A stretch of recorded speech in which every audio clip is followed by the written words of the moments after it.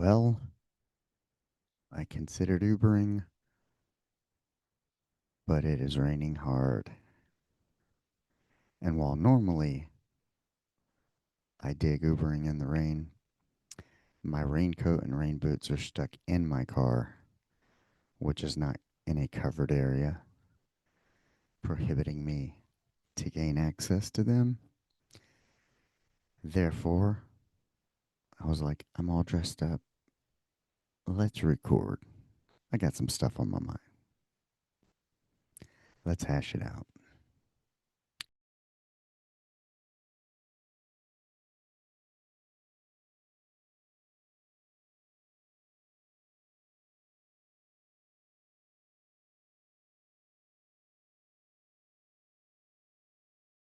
Episode of the Men of the House podcast. And thank you for spending time with me, Richard, the host. Thank you for giving up your time, as it's the only thing we can't get back. So, I appreciate you spending it with me. Well, this is episode 200. Could be 201. I don't know. I think there might have been a few in there that I didn't number or got, you know, went Spotify over to Buzzsprouts. So, we're just going to call it 200. How about that? And not only that, I'm getting ready to turn 50. Yeah,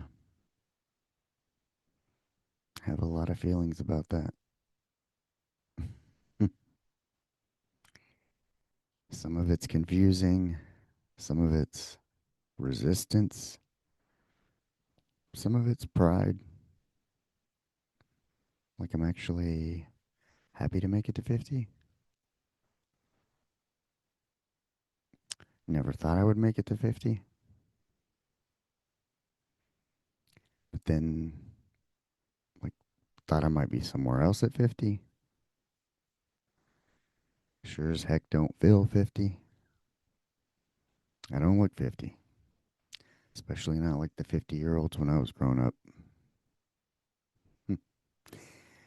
When you knew people were like 50, you were like, man, they're old. Feel like, yeah, it's time for some Wrangler pants with some creases in the front, some suspenders, maybe a little brush popper shirt with some pearl snaps on it, and a trucker hat. Go have a coffee every morning at the donut shop or wherever old men gather. Yeah, those days are over.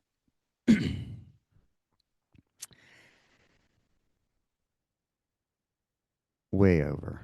As a matter of fact, there was an article I was reading this morning, and it was basically where it had to do with a grocery store sacker, bagger, whatever you want to call it. And, there was an elderly man, I guess, in there shopping saying that back in his day, as a grocery store bagger, he was able to support his whole family. The wife was a homemaker, etc., etc. Not anymore. Those are like high school entry level jobs. And you have people actually doing it older. As a matter of fact, I see older people doing all kinds of different things out there while I'm Ubering. Um, Man, how COVID changed so much, how the past 6 years have changed so much.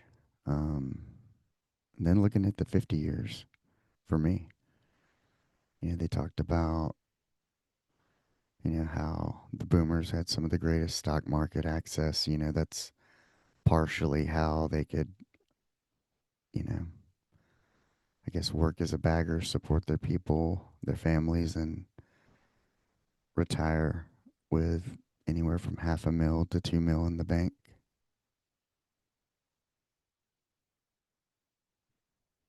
things are quite different now.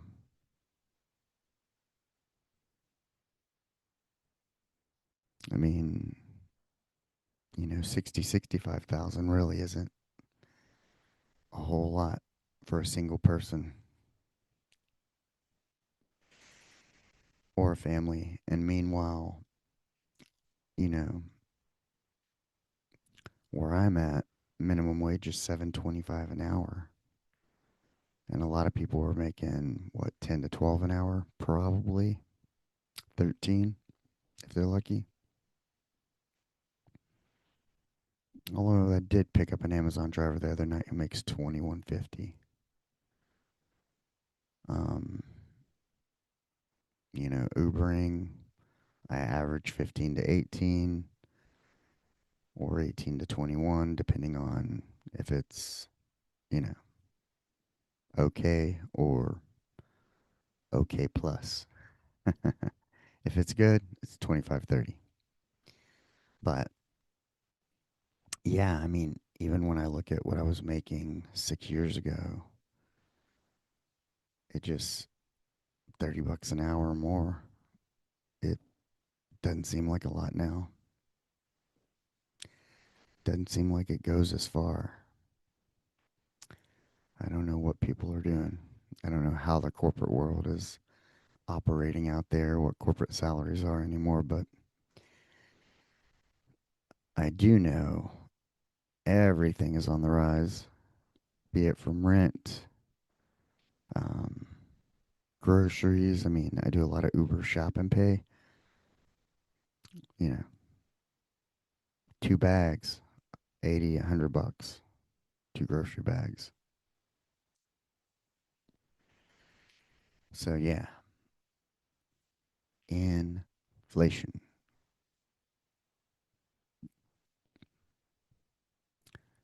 Then, reading or I listened to Caleb Hammer on Joe Rogan. That was actually a pretty good episode on finance and just talking about the shift in the dynamics of how home ownership is not what it used to be. Um, and some of the generations like Gen Z and whatnot, they're not into it as much. One, because it's difficult, damn near unaffordable. And two, you lose mobility. You run the risk of carrying two mortgages should you get a job elsewhere because people are not doing this whole my dad worked for Ford for 30 years. Now I'm going to go work for Ford for 30 years. Um, I feel like whatever, you know, used to be considered a world of stability, almost like during COVID, I think that whole rug was kind of ripped out from underneath everyone. And you essentially learn that nothing is safe, nothing is stable. And especially when it comes to government and or corporations who have financial interests that they want to protect, um, 100% they will manipulate a narrative to ensure that they come out on top. Although, yeah, I do feel sorry for, um, I do feel sorry for a lot of the mom and pop shops that had to shut down during COVID, especially given that it was such a false narrative and all the people who had interests in different things, you know, they got to be the deciders on what was essential and or non-essential. Um, Obviously, uh, leaning benefit to themselves, rules for thee and not for me, type of thing going on.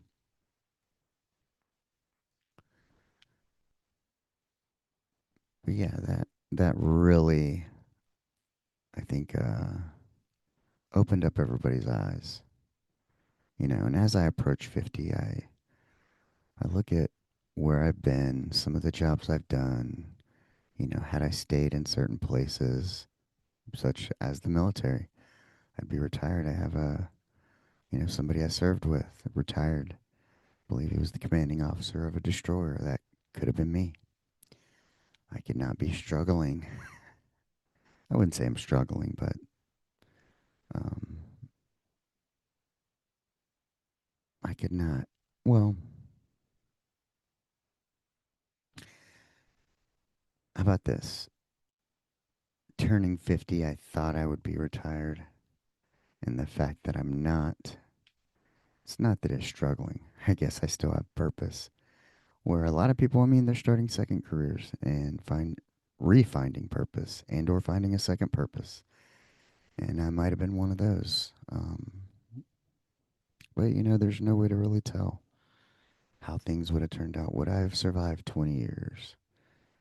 Would I have been involved in a training accident? Would my mouth, as always, continue to get me in trouble? Speaking up for the truth, um, going against the grain, breaking the rules, being slightly rebellious, which I tend to be. Would I have made it 20 years? Hmm.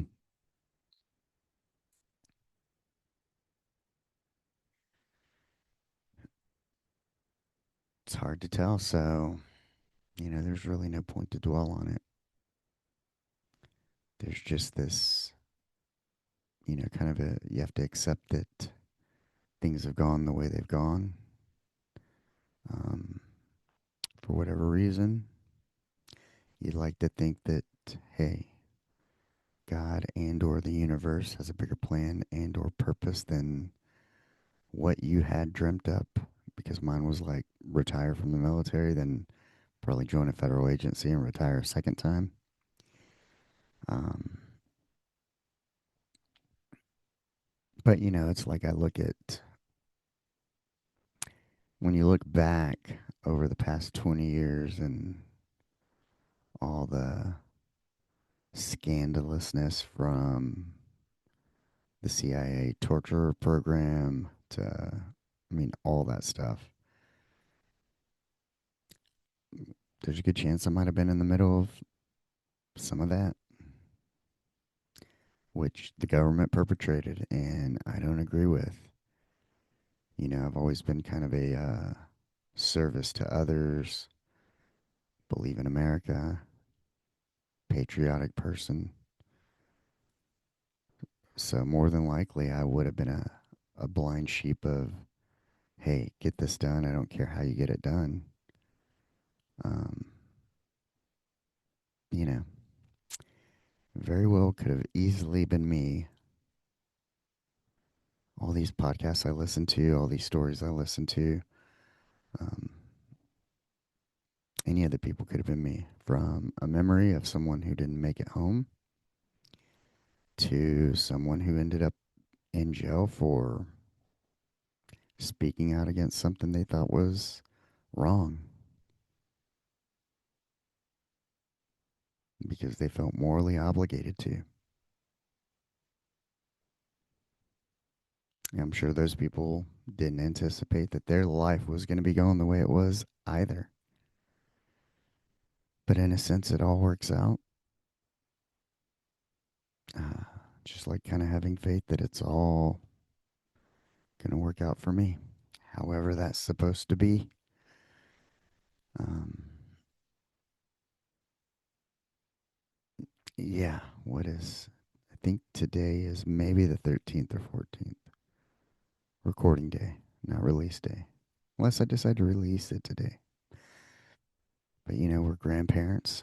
The grandbaby's only a month old, but oh my gosh, this past month has been just bananas. From the New York trip to graduate, well, not graduation, but people graduating did take time in that period. The end of school, going back to see the baby, another birthday, and then, just catching up from time we took off, working a lot. Already seems that um, the next 4 or 5 weekends are planned out with things that need to be done. Um, some of them are things that need to be done. Some of it's, vacations with family, et cetera, et cetera. But, either way, we're already looking 4 or 5 weekends out, which kind of gives me a little bit of anxiety. I'm like, oh, man, I just feel like I got so much to do, so far behind from plans changing. And I feel like this level of anxiety, like, I had 30 things to do, and it's like, which ones are going to make the most difference? That's where you need to, you know, what's the most important? Which, man, the doula course is over, but I've got to submit my stuff, do a few things, and take the exam. Um, mm, but I've been out working and caring for others, both Ubering along with caregiving. So my weeks have been pretty busy and trying to reach bonuses, which, I think it was a couple weeks ago. Had almost $1,000 week, reaching bonuses for 44 hours, 956. I could have went back out and made the extra. I think I needed 34 or 38 bucks to reach 1,000. Could have had $1,000 week, 45, 50 hours worth of work. Um, so that was kind of about seeing what's possible. Now it's about, picking the days, sticking to them, finding me a schedule that's sustainable, so I can hop back into podcasting, get the doula thing going now that school's out, but also, make time to spend with the kiddo. Um, yeah,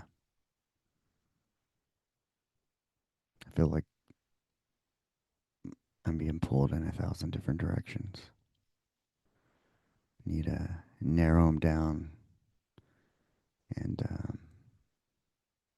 select a few things and work hard on those, if that makes sense. But due to the working quite a bit lately, that has kept me off social media. Um, no posting daily, just kind of posting more as I feel so, which has been better for my mental health. Uh, yeah, I feel like I look at it every once in a while, but not really engaging, just finding a few things. And I find myself like scrolling a little bit and then just kind of going away from it. But, you know, a lot of it was working 7 days in a row. I think I took one day off and then worked four more. And when I'm out there driving, I don't do social media. Really, I might here or there if I have a moment, if I'm waiting on an order. Or, let's see. Um, then when I have my day off, I took a day off on Monday, me and the wife both, and yesterday, and just kind of lounged around. And I didn't really social media at all. Just kind of watched TV, took a nap, stuff like that. Recoup. Because, man, I'm telling you, trying to hit some of these bonuses and make that money. I've had a few 3 a.m.s the past 2 weeks. Because believe it or not, I mean, there's people who need rides 2 in the morning. People out there working. I guess they get someone to drop them off at work, but they need a ride home, sometimes 45 minutes. And, you know, I'm glad to get to be able to do that for them because I know that that's got to be a worry. I mean, used to back in the day, I guess you had taxi cabs that operated all hours of the night, but with Lyft and Uber and whatnot, any of the rideshare programs, I guess you have to bank on someone being out there working nights. And, for me, it's not always, it's only sometimes. So, that would be a concern. But I was actually there, drove somebody 45 minutes one way and was happy to get a ride back. Um, so yeah, 55 bucks or 50 bucks to go round trip, 45 minutes there, 45 minutes back. Wasn't too bad. Straight shot. Yeah. So lots to be grateful for. Oh, man. Mm, that is me yawning. That is the past month catching up. All the work. Feel like I just need a little reset, then full force into whatever else is going on. But we'll see if I record an unfiltered Friday or not. Um, a 50th birthday episode. Probably need to. And right now, I'm just trying to figure out what I'm going to do for my 50th. I don't really know. If it were up to my wife, she'd make it big. And the fact that it's around Father's Day, she would make it doubly big. With all the fathers, all the family. Um, but I'm not much into big things and a lot of attention, so might take a little trip somewhere private. Kind of already have a beach trip planned this summer, and it's kind of par for the course. And I'm like, you know, I like the beach, but not that much. I mean, I do, but I could live there. I like the mountains too. I like hiking. As you guys know, I've done the Bataan Death March twice, the Mammoth March. So I do enjoy like New Mexico, Colorado, things like that. I haven't been to Arkansas in a while since I was a kid. Me and my mom and dad used to go there, so that was kind of on the list. Maybe hot springs and a national park, maybe do some hiking, hit the hot springs, but a little less beachy, a little more mountainous and or country, hilly, whatever you want to call it, nature-esque. I'm all about the nature. Um, find a lot of peace. So yeah, that's kind of on the bucket. We'll see. We'll see. And if I record, I'll let you guys know if that's the case. But yeah, the bigger kids, they're older. They got their own lives. Now it's just me, my wife, and the 12-year-old. And, you know, I definitely want to expose her to other things as well, besides the beach. The same old, same old. Um, but yeah, we'll see. We shall see. I can remember my 40th. We were in Myrtle Beach. I can remember that was the first time I felt being afraid of heights when we were on the Skywheel.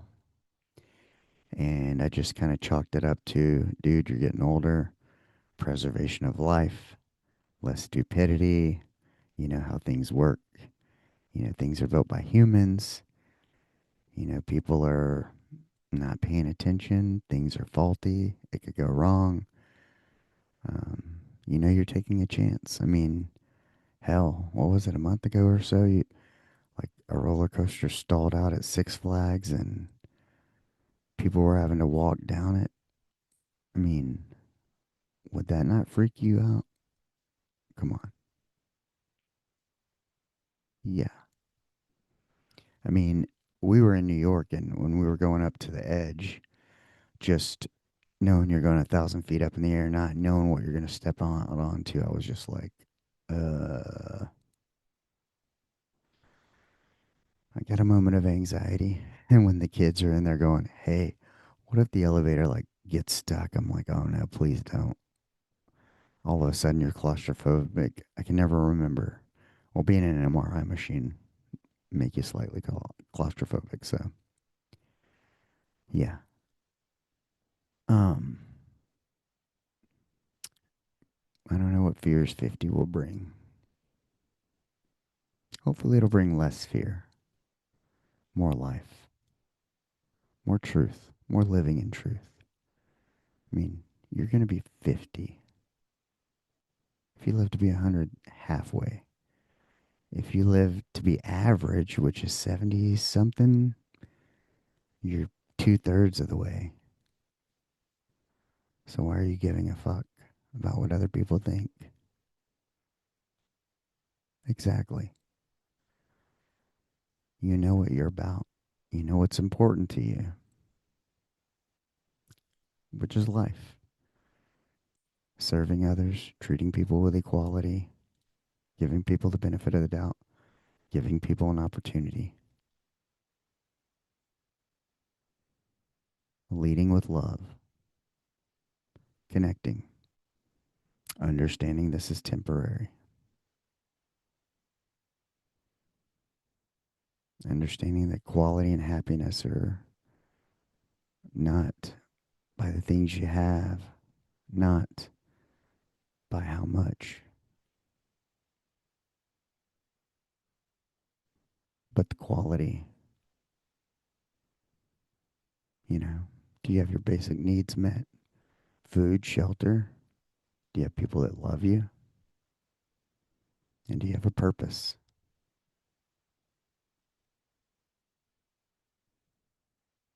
Do you have something bigger than yourself you can sink yourself into that gets you up every day, that makes you say yes even when you don't want to?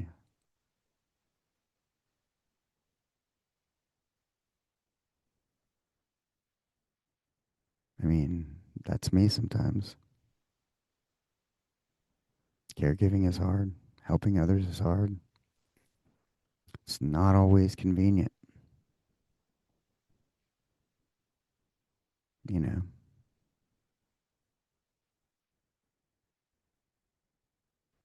But that's the one way I can show my selflessness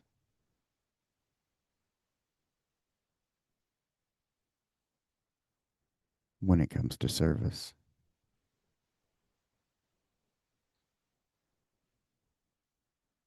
is by saying yes when it's not the perfect time, saying yes when you don't want to. Because if not you, then who?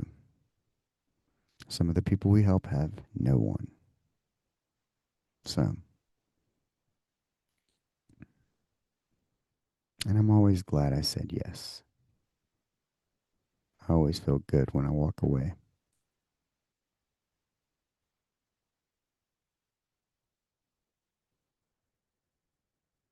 And that's what it's about for me. But you know, I am getting older and I can do less physical things even though I'm in shape, and I want to preserve and maintain my physicality and fitness and not be injured. And so that's the whole purpose of transitioning from actual caregiving to a little more of a support role in dual work, because I can't do this forever. You know, helping people who are quite larger than you, it can be taxing on the body. And when you're helping others, transferring them to a car, getting them out of bed, helping them sit up, they don't want to be compliant. Sometimes they can help, sometimes they can't. It's hard, super hard work. My heart goes out to all those who do it, you know, especially in a more home environment, a more home setting, because you don't have the tools and or the assistance like you would in a hospital. You know, there's not a whole crew of people to pick someone up or roll somebody. Um, you can't raise the bed always if they're not in a hospital bed. Sometimes it's in very inconvenient positions.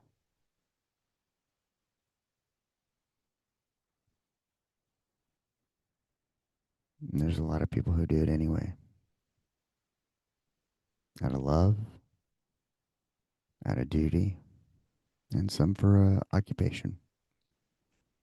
But regardless, it's got to get done, whether it's in the home or like a assisted facility.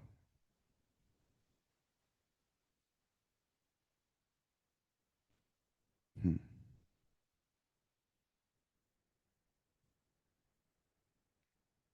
So yeah, shout out to everybody who caregives. What else do I have? Not much else. There's not much else top of mind. Not much else. Ugh, not much else to talk about. Just, hey, this is what's going on. Trying to get in the groove. Trying to find my rhythm. Slowly getting there. Slowly getting there.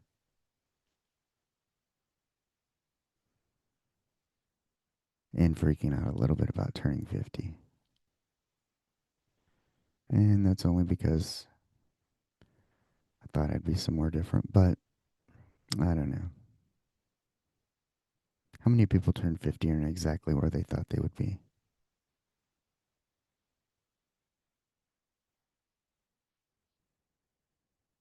Hmm, that's a better question. And I think even if you thought you might have some qualities of your life cemented down or nailed down, like I'm going to be a millionaire by the time I was 50 or something like that, I feel like there's always something else in there that you didn't account for, you couldn't account for. A little curveball that God or the universe will throw at you and be like, oh, you didn't think about prostate cancer, or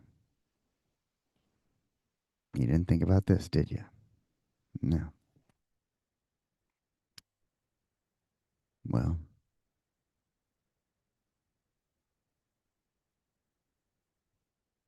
what is life? What is it about? It's about exploring that purpose, living your purpose,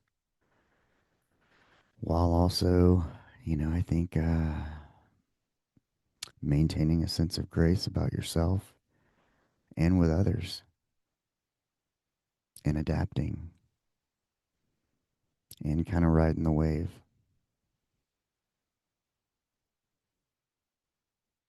Sometimes wiping out catastrophically and rebuilding. Some people get two lives. Shit, some people get more than cats, get 10, 12.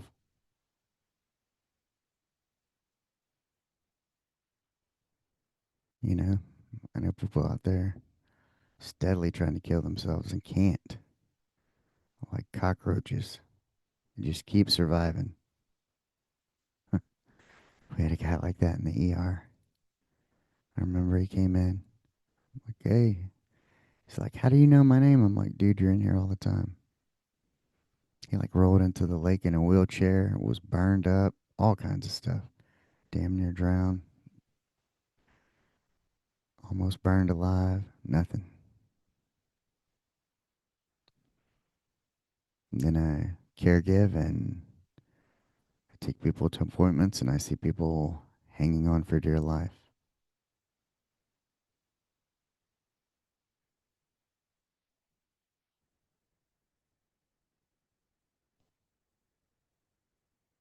You know, one conversation away from life totally changing for them and their entire family.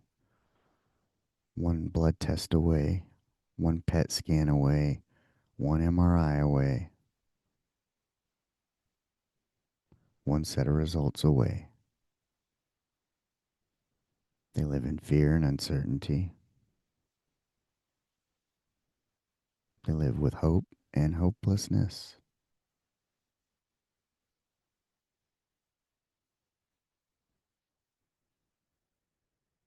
That's when I look around and I'm grateful that I don't have any major ailments at the moment and say to myself, hey, self, you need to Yeah, tighten up because you don't want them 10 years from now, 15 years from now either. And then when I am having my pity party, feel like nothing's going for me, I have to remember those people and say, hey, they believe that life is worth living. They're fighting and holding on to every last breath, clawing to stay alive. And you're over here being selfish, considering maybe removing yourself because things aren't going your way.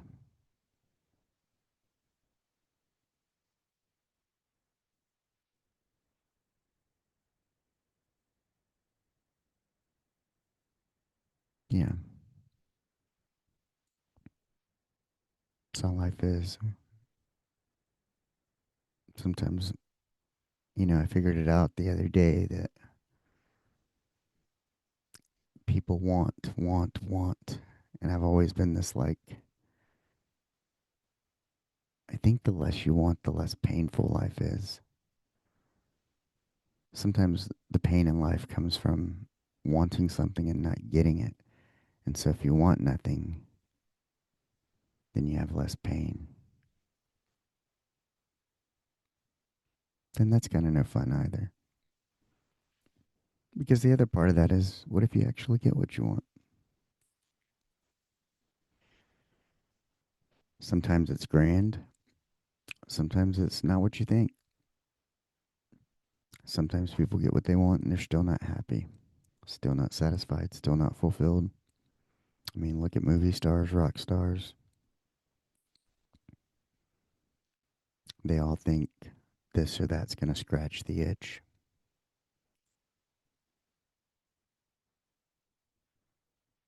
I don't know. The only way I've ever been able to scratch it is by service to others, by being selfless, but also learning, which I haven't done a very good job of, and probably something I need to learn this year and need to make a commitment from 50 on is love yourself. Give yourself the same empathy, sympathy that you would others, the same grace. Speak to yourself the way you would speak to them. If somebody were struggling, you wouldn't kick them down. You would offer them assistance because that's who you are. That's what you do. When everybody else runs away, you run towards. Now you just need to run towards yourself. Quit running away from yourself. I'm talking to me, in case you're wondering. But if that hit you, that may be true for you too. As a kid, I used to, I didn't have the healthiest display of marriage, so I never wanted marriage and I never wanted kids. Um, Now I have both. Um,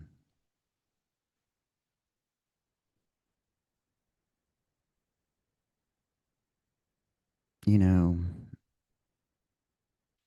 and I always had this thought of like, yeah, you got to be happy with yourself because even if you had wife and kids and they contributed to your source of happiness, working in a level one trauma center, chicken today, feathers tomorrow, I've seen it happen. No matter what, you got to wake up and face yourself in the mirror every day, so you better be happy with you. So that was kind of another little belief I had as a young man. And I still believe that's true. And I'm still trying to be happy with myself.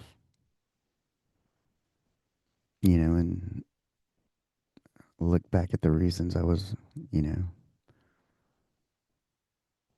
I would come down on myself, whether, not meeting my own standards, not keeping promises to yourself, not finishing something maybe you should have, so getting close to 50, that's what I need to learn is whatever God grants me, whether it's a last third, a second half, maybe technology advances and you know, I get more than half, a second half.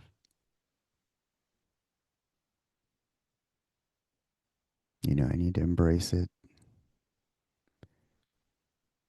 treat myself with kick gloves, with love, and just do the things that matter to me. I mean, I don't need to argue with other people who don't have my viewpoint.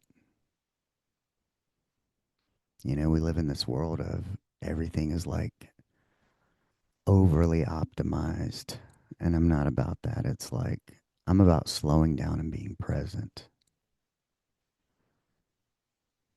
but everyone else is optimizing for this, that, and the other. I don't know. But at the end of the day, for me, it's about presence. And I don't need to convince anyone of that. It's true for me. And there's people that resonate with me in that truth that, you know, hey, you could have blinds that open automatically and save you 10 minutes a day and whatever, 70 minutes a week. How many ever hours per year? How many years over a lifetime opening blinds? But there's also people who wake up, walk through the house, letting each light in,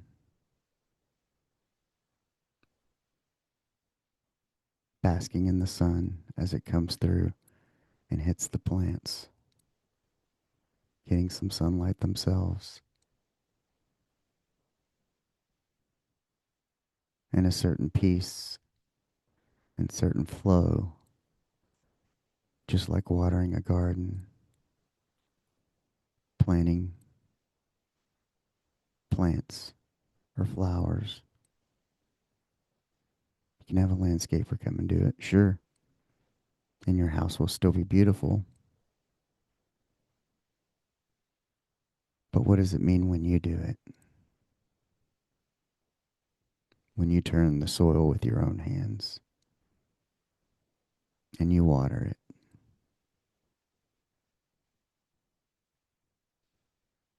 It means a little more. There's a little more. I can feel it, even just describing it with words. Some things are so sterile and transactional. They may hold some beauty, but that's not where the beauty is. The beauty's not in the reflection of the object back to you. The beauty is in the process that it took to create what is reflected back to you, and the process that person had to go through, and what brought about that process, what pain they endured in that process, every emotion they felt as they put pen to paper, paint to canvas, finger to string,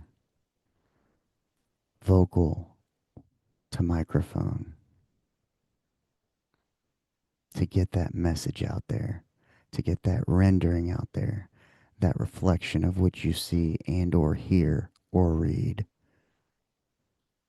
or bring into your soul. It's all the pain and fucked up part of them that brought that beauty forward.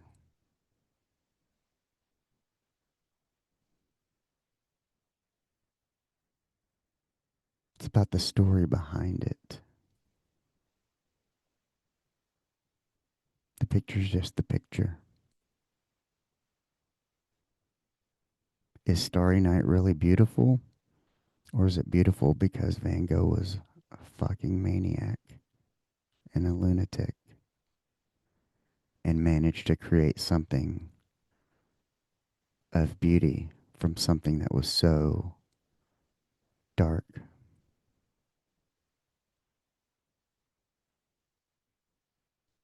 Hmm. Hmm. I've seen a lot of death. I've seen a lot of pain. I see a lot of pain on a daily basis. I just see people unhappy with themselves, people who are lonely because they won't look up from their phones to connect with someone, people struggling with extra weight, yet they just fall back into the same pattern of soothing themselves with food or screens, never fixing the problem, never committing to some exercise and boosting their endorphins, never committing to maybe talking to someone in real life, having a conversation with a stranger, doing something nice for someone.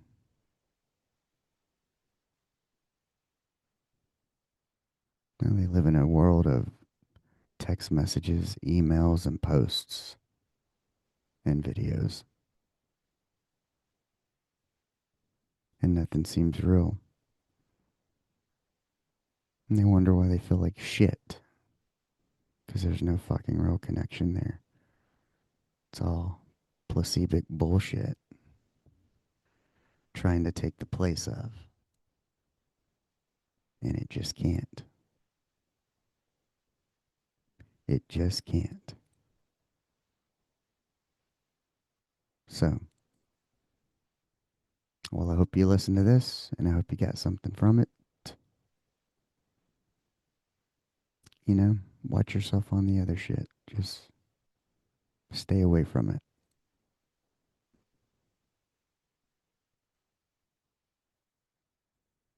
Or consume it responsibly, a bit like alcohol. I wonder if social media will ever get like alcohol, where people just realize the poison that it is and just fucking stop doing it.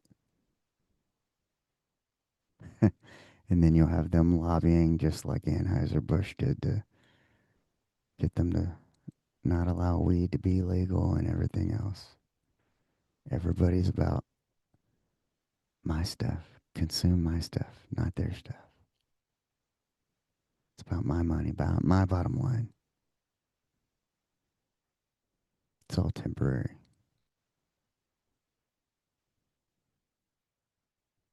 The Bible says so. And even if the Bible says so, you don't believe it,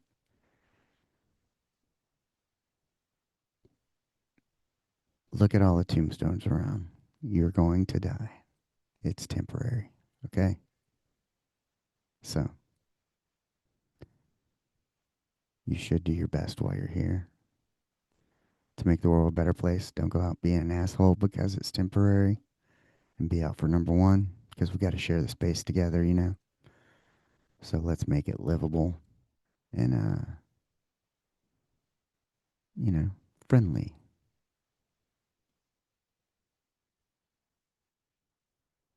Make it fun, not acrimonious.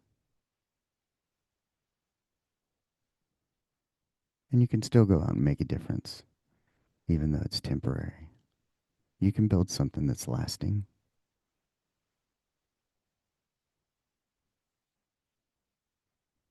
even if it's told through a story.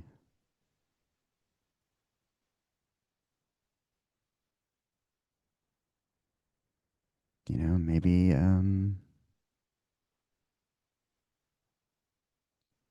perspective, you know, give somebody a different perspective that's everlasting, and that's what we're here for.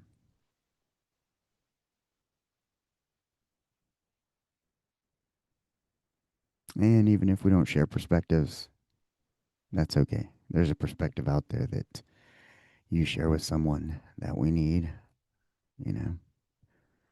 If we were all the same, it would be boring. You know, I think we all have different gifts. We're all interested in different things, like SpaceX. Some people love that. I am not a science fiction, futuristic kind of person. I could care less about the moon or Mars. That's just me. But there are people out there who love that, and we need them.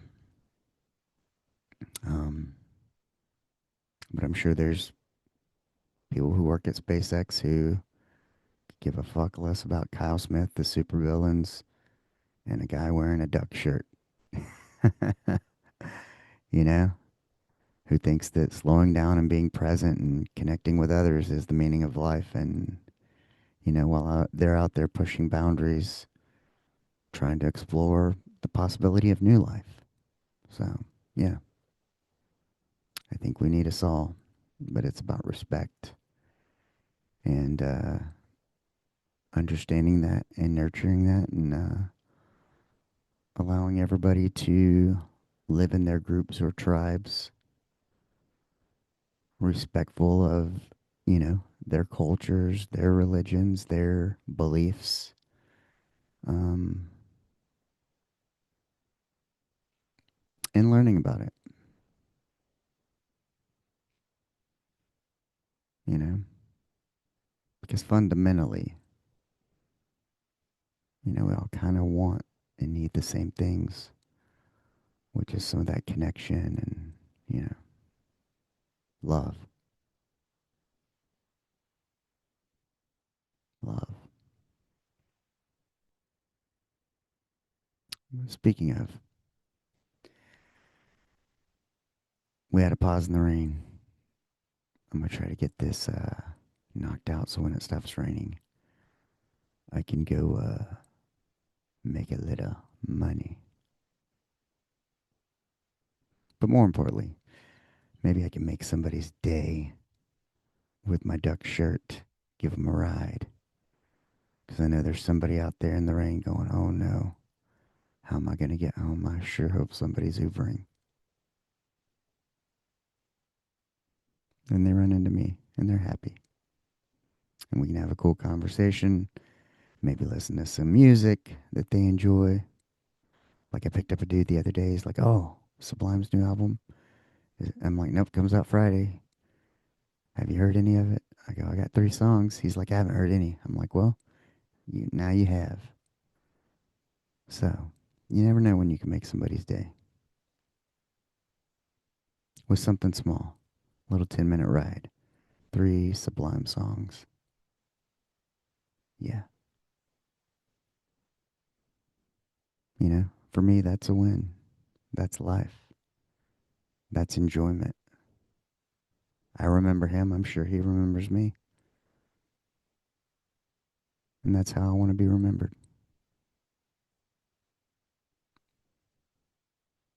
As just a cool guy. Reasonable, down to earth, kind, caring, compassionate, willing to help, cares about people. So, on that note, go out and be the person that you want to meet.